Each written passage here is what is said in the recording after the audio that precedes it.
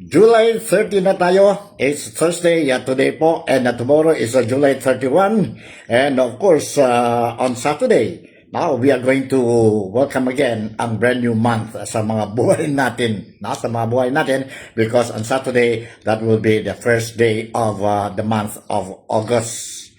And parehas pa rin po, ang dami pa rin tayong mga problema dyan po sa Pilipinas which need to be addressed not only by the government but of course together with the Filipino community po or Filipino nation.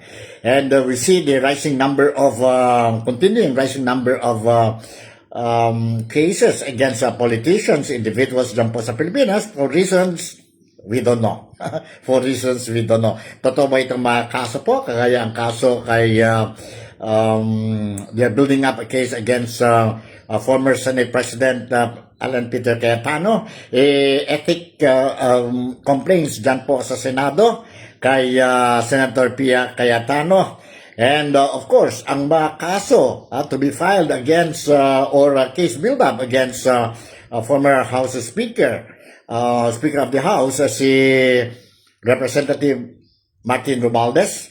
What happened? Ang kaso ni Representative former Congressman Saldico, ang mga iba-iba pang mga kaso po dyan sa involved dyan po sa flood control projects, which we saw trillions of money being sabihin natin na nagnakaw sa taong bayan po, sa mga taxpayers po, ang taxpayers money natin which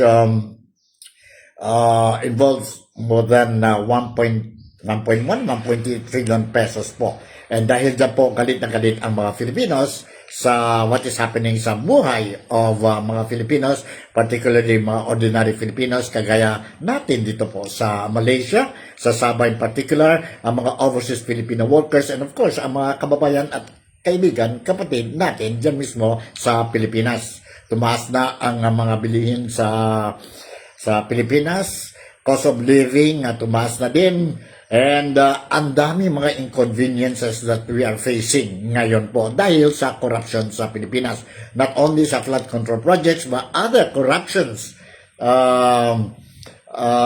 activities carried out by irresponsible elected politicians, irresponsible government officials, government departments and agencies, as well as ang private sector po, especially itong mga contractors. And what happened? Hanggang ngayon po, we cannot see concrete or sincerity coming from the government on putting behind bars all these people involved sa corrupt practices dyan po sa Pilipinas. Except that we saw those people who are really aggressive and vocal on about this corruption, reported corruption cases dyan po sa Pilipinas. They are the ones now who are behind bars.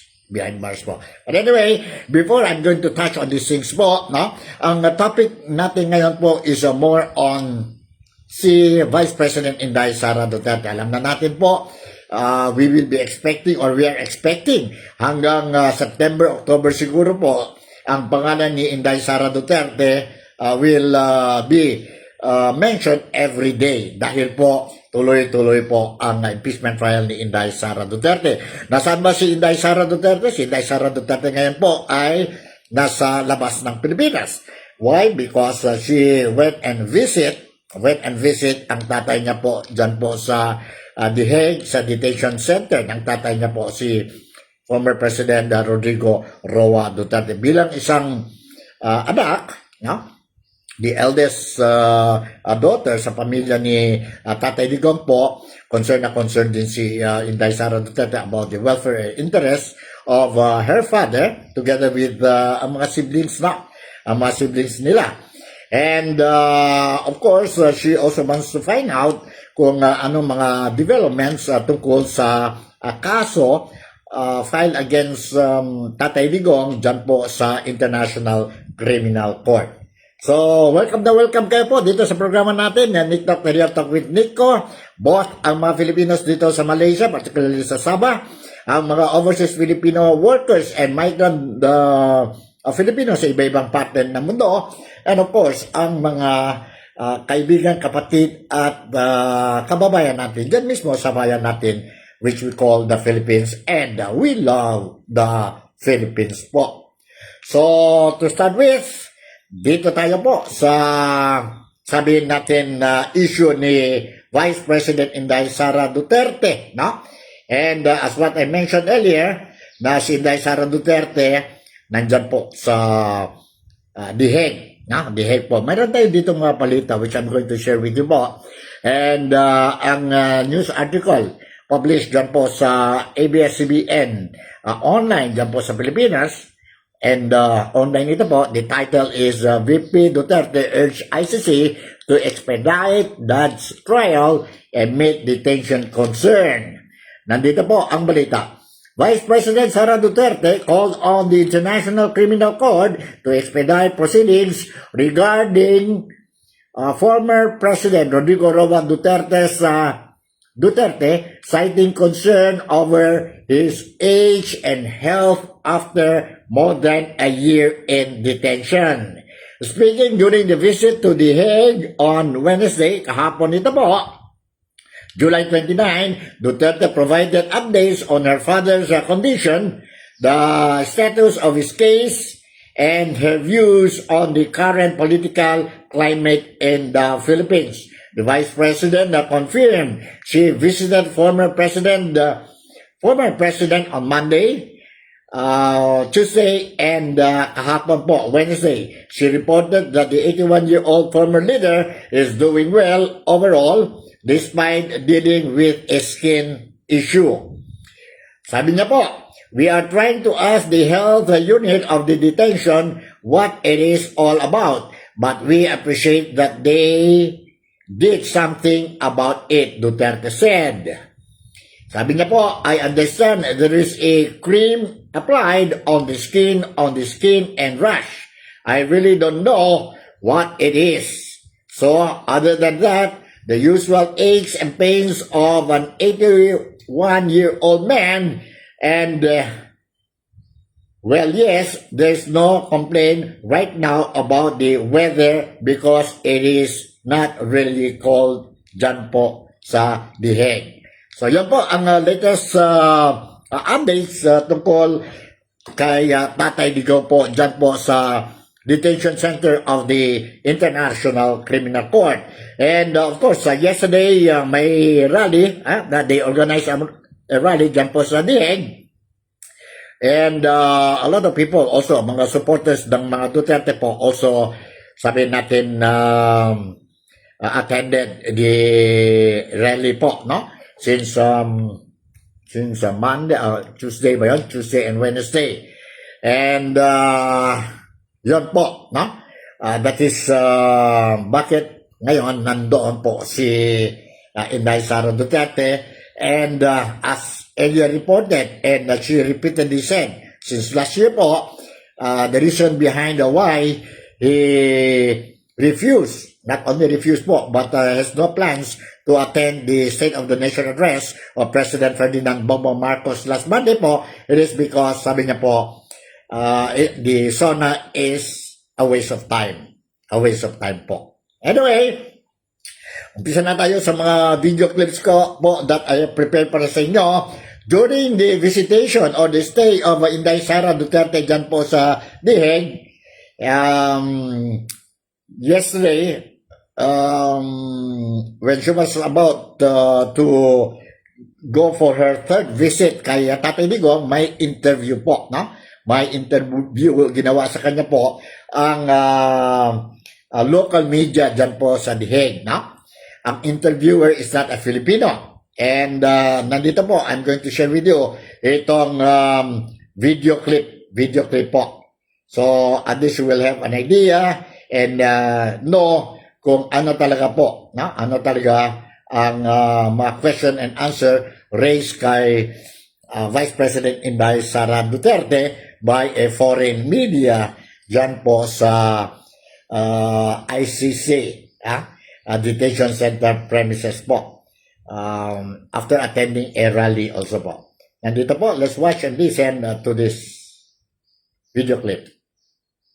About if you have been in touch with President Duterte recently. What is his health condition and how is he doing? Yes, I visited him Monday, Tuesday, and today I visit him as well, Wednesday, July 29. And he's doing okay, except that he has a skin problem right now. We're trying to ask the health unit of the detention what it is all about. But we appreciate that they did something about it. I understand there's a cream applied on the skin rash. I really do not know what it is. So other than that, the usual aches and pains of an 81-year-old man. And well, yes. There's no complaints right now about the weather because it's not really cold here. So, is there any update with the case? How it's going? Is it going further? Do you have any updates? Well, we only have what is released in the ICC publications, and the trial will be set November, and that is this is too far along for us. We wanted an earlier trial date since he's been here 1 year and 4 months and nothing has happened, and there's no talk about his release pending the trial as well. We see some changes happening at the ICC with the chief prosecutor. Do you expect that maybe there can be some positive outcomes? Maybe there will be some speed in the case, in the process, or what are your expectations now? Well, we hope that they will always be for the accused, since there is a presumption of innocence always for an accused, and they will speed up the trial. But we really do not know with the ICC. We only know that there's only one case that they are considering and then under trial, and that is the case of President Duterte. But well, we can only request and plead with them to speed up the trial because he is already 81 years old and he cannot afford to stay in detention for 3, 4, 5 years more. 16 months it has been passed since President Duterte was brought here, and still no outcome. How Yes. does it make you feel? Well, we are angry. The moment that he was taken, he was kidnapped from the Philippines, and we are still angry now. But we try to support the process. Since he is already under the ICC jurisdiction, we try to support it. But of course, as a daughter, as Filipinos, we have feelings about how objective the ICC and officials, people inside the ICC is about the case. And of course, we feel that there was really an injustice with how he was taken from our country. As a daughter, is there any worries you have if it gets prolonged and dragged on for longer time? Of course, yes. There is always the possibility that he will pass inside the prison, and that is something that I already discussed with President Duterte. That is why he gave his instructions in case he dies in prison. But of course, as a Filipino, as a daughter, we want him to die in Philippine soil. Anything you would like to add up on? Any message you have? Free him now. Free Duterte now. Bring him home. Alright, yun po ang narinig natin si Vice President Inday Sara Duterte po dyan po sa DIEG, and she was interviewed by a foreign media po, no? And one thing good news na si Tatay Digong, except for a skin problem, no? Rashes po. So far, in totality, his health is okay. But remember, he's already 81 years old, and mahirap na talaga po, especially if he is left alone po sa small detention room niya po dyan po sa ICC, International Criminal Court. And when asked about kung worried ba si Vice President Inday Sara Duterte and ang mga siblings niya, ang pamilya niya tungkol sa buhay ni Tatay Digong, sabi na po, they already discussed about the possibility of Tatay Digong to pass, mamantay dyan po sa while in detention sa ICC.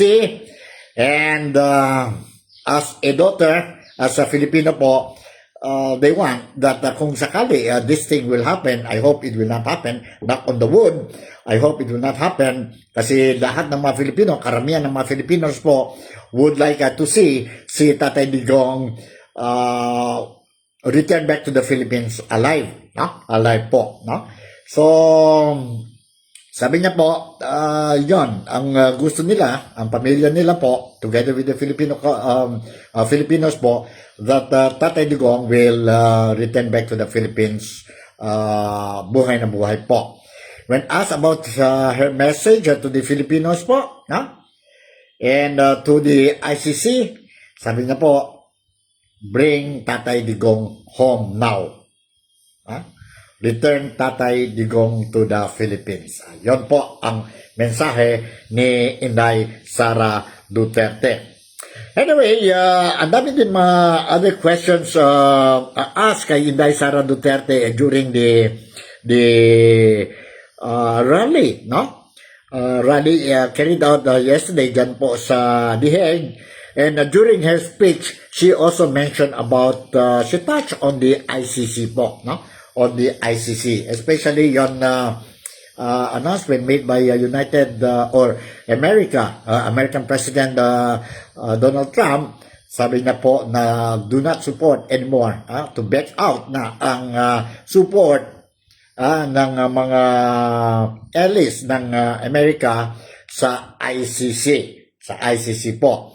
So si Inday Sara Duterte, just like many other Filipinos, also welcome the cry of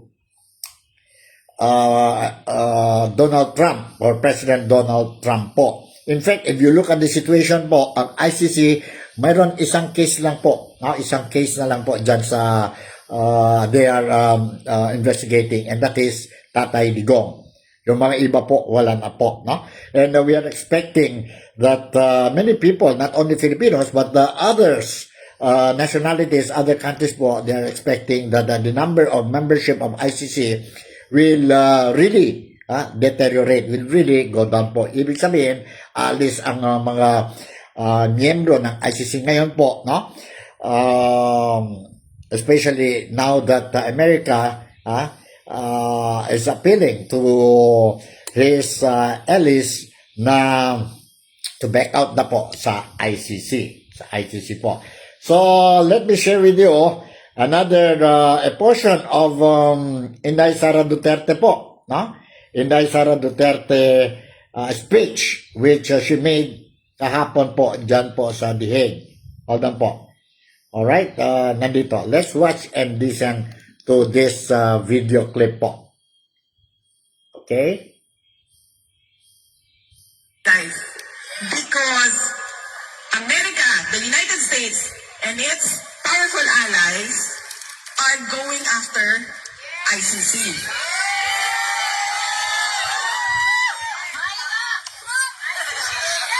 If the ICC wants the world to respect the institution, they should first know how to respect the law.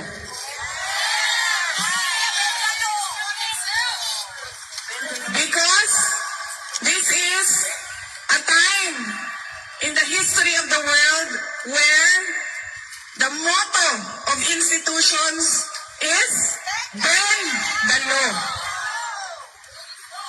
Bend the law for your interest and for the interest of your allies. Mga kababayan, ang lahat ng ginagawa natin ay para sa Diyos, sa bayan at para sa bawat pamilyang Pilipino. Ang payong. Naiintindihan ko ba? Alright, ayan po, narinig natin si Inday Sara Duterte, a portion of her speech dyan po sa The Hague yesterday po. Mayroon pa tayo isa pang video clip, no? A portion of Inday Sara Duterte po, yung speech niya po kahapon, no? Dyan sa The Hague. Okay, give me a moment or two, i-cue natin yun po. Nandito po, let's watch and listen to this.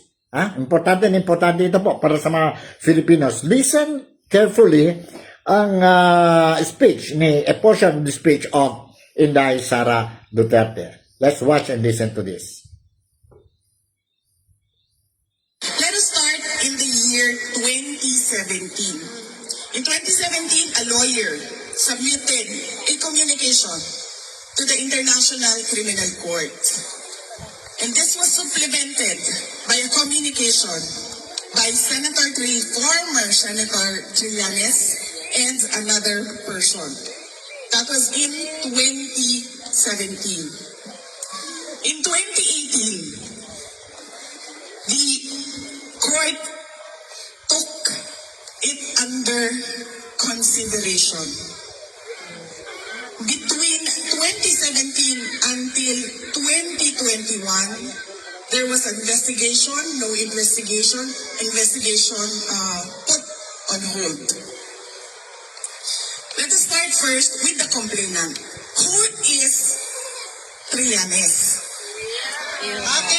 Trillanes is the person behind the Oakwood Mutiny and the Manila Peninsula Siege.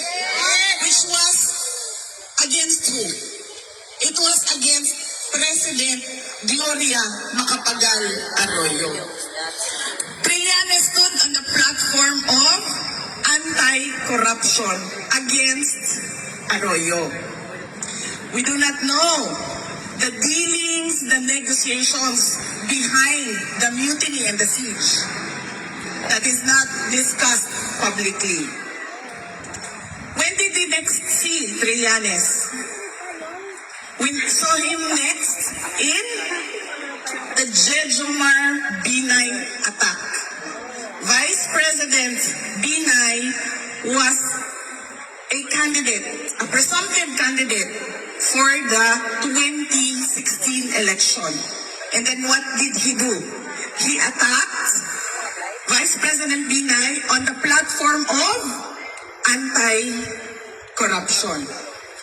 But you must remember, he never attacked President Aquino on the platform of anti-corruption. And you remember the DAP, the pork barrel scam of the Aquino administration. And where was Trillanes then? Quiet. Because we do not know how much, where, how, when the negotiations happened. When did you see him again? Trillanes, hear about him again. You heard about him in 2016 because President Duterte was the front runner. In April 2016, President Duterte was already the front runner of the presidential elections. Everyone forgot about Mar Rojas, the candidate of Trillanes. Everyone was focused on Rodrigo Duterte, including Trillanes. This was the first time you heard about EJK, DDS, bank accounts, billions in the bank accounts. This was in 2016. In 2017, he filed the communication in ICC. And if you can remember, President Duterte never did anything against Trillanes, against the witnesses of Trillanes during the Senate hearing. He presented Bato-Bato, he presented Las Cañas, and he claimed so many things about the Davao Death Squad. And what did President Duterte do? He told everyone, pabayaan nyo yan. It is his right to speak. It is his freedom to talk about the Davao Death Squad. So that is... Okay na ng payong, sir. Ay, ma'am. Yung panyo ako, ma'am. So that was Trillanes. That is Trillanes. Against Gloria Arroyo, anti-corruption. Against Binay, anti-corruption. Against Rodrigo Duterte, anti-corruption. PJK. But do you hear him speak of anti-corruption when it comes to President Aquino and President Marcos? Makes you question. What is the anti-corruption platform for? Whose interest is he serving? Yellow. This is yellow, pink, red. Lahat ng kulay, maliban lang sa green. Lucky charm. Lahat. Maliban sa green at black. Diba? He is quiet when negotiations happen for his interest. But if negotiations are for the interest of, against the interest of Trillanes, he is noisy. Let us start. Alright, yun po, narinig natin a portion of the speech of Inday Sara Duterte po, no? So, saan ang credibility ni former Senator Sonny Trillanes po? A lot of people do not believe what he's saying now po kasi wala na siyang credibility, no? Wala na siyang credibility. Shoutout muna tayo kay LV Castle, si Kangkang dyan po sa Cebu, si Haji Lajit Jaji dyan po sa Tawi-Tawi, and the rest who is watching itong programa natin nito, The Real Talk with Nico. So, yun po. Nasaan si Inday Sara Duterte? Inday Sara Duterte is very busy attending or meeting mga Filipinos dyan po sa iba-ibang parte ng mundo. The other day, she was in London, and now she's in The Hague, and I don't know kung kailan siya babalik sa Pilipinas. And she keep on saying that importante din yun po for her to be visiting or communicating with the other Filipinos abroad po dahil that is part of her role also po. While she is outside the country po, wala naman problema po, no? Wala naman problema dahil ang opisina niya, ang Office of the Vice President continue to do their job po, no? Mga tao niya dyan po. In case of calamities, nakita natin po ang OVP, no? Agad-agad nandyan po to extend whatever assistance needed by itong mga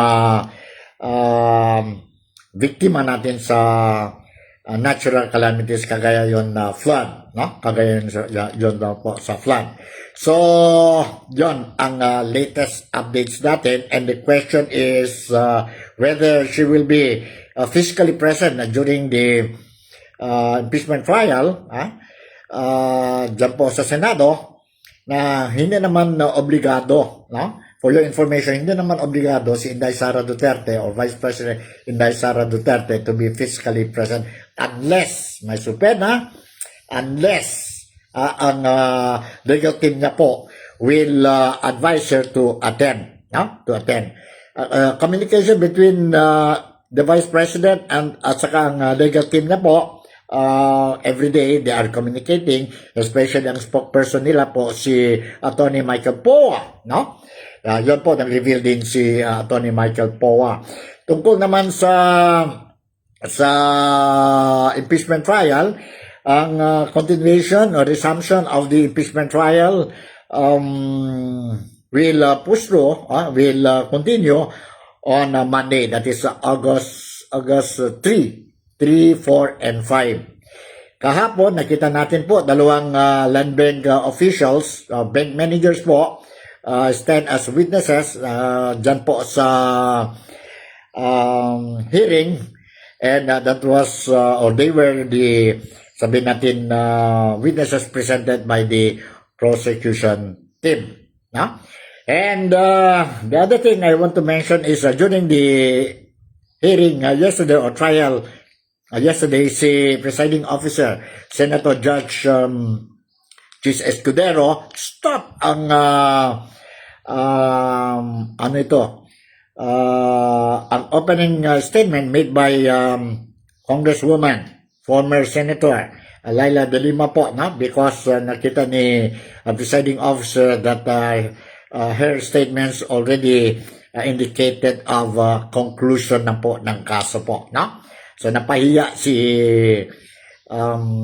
Congresswoman Laila De Lima po, no? And a lot of Filipinos also agreed with the decision of sabihin natin ng presiding officer, si Senator Judge Chis Escudero. Chis Escudero. So yun po ang latest updates natin na tungkol sa what is happening sa Pilipinas. And before I'm going to conclude itong episode natin for July 30, no? It's Thursday po. I would like to remind all our Filipinos, not only dito po sa Malaysia, no? Dito sa Sabah in particular, and but also all overseas Filipino workers, as well as ang mga kababayan, kapatid at kaibigan natin dyan po sa Pilipinas. Let us continue to include in our prayers ang mga viktima ng earthquake, 7.1 earthquake that hit the Japan, no? This week po, no? Daming mga damages po. That was a strong earthquake po, and let's pray for the victims of this earthquake po dyan po sa Japan. Dyan po sa Japan. So, with this, siguro hanggang dito na lang muna ang programa natin, and of course, sana masking paano I manage to update you kung ano ang mga latest updates tungkol sa political scenario o scenario dyan po sa Pilipinas. So with this, Sinica Fabian once again would like to say thank you very much for making me a part of your day today. As always, palagi naman ako sinasabi, Hidup Malaysia, Sababole, mabuhay ang Pilipinas, and God bless the world. I'll see you in my next episode. Bye. I love you, and you take care.